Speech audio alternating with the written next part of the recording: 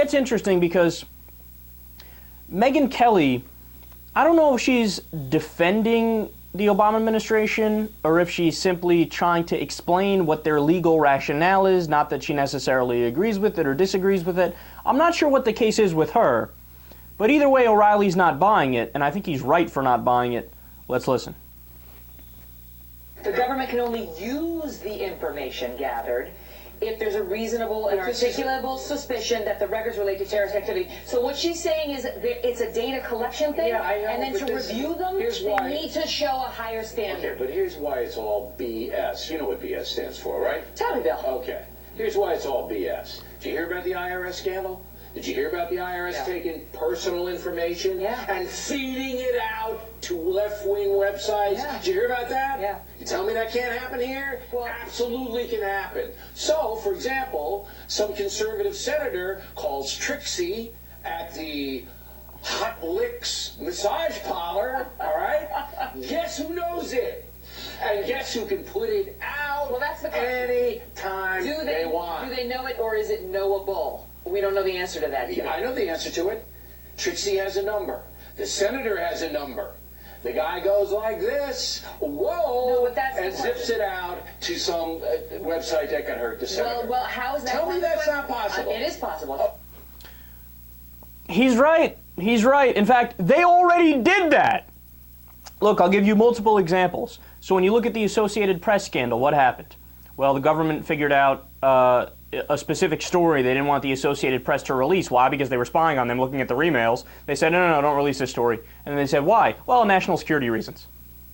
It had nothing to do with national security. If they report on the breakup of a terrorist attack, even if it was supposedly didn't really happen and it was planned by the government, that doesn't endanger security at all. You just, when you correct the story, you correct it on the record. The whole idea of freedom of the press is to have accountability, is to have transparency, and the government just simply didn't want accountability or transparency. It was a BS excuse. So with the Associated Press, they got involved, said, don't do this, don't do that. When it came to the Fox News scandal, they called a reporter an enemy combatant because he was reporting on North Korea.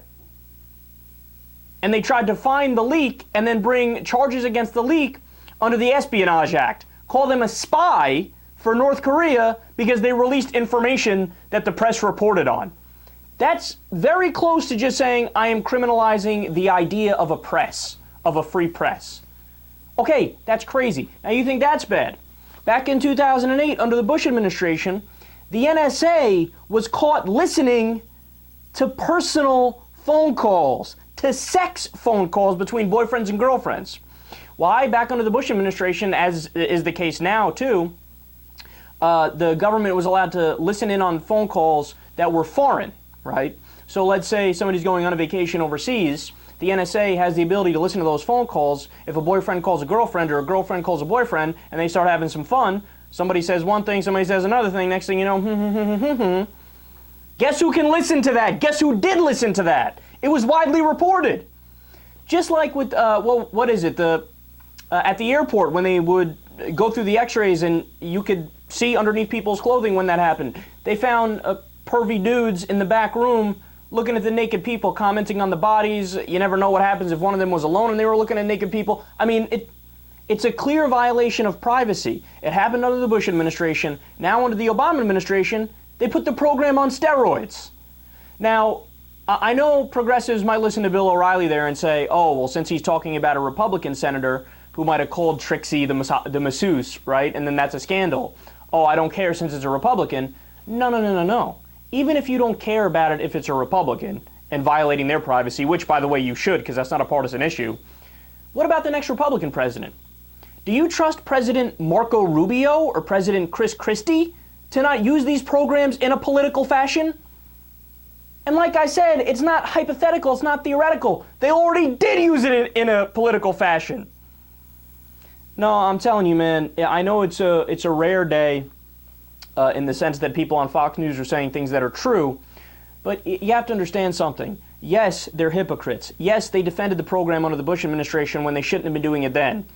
Yes, they have no credibility. However, everything they're saying today about their fears and government overreach in terms of spying on people is absolutely true. Put all of the partisan nonsense aside. Put all of your visceral feelings when you hear somebody like Bill O'Reilly or Megyn Kelly aside. Be as objective as possible and understand it is absolutely correct.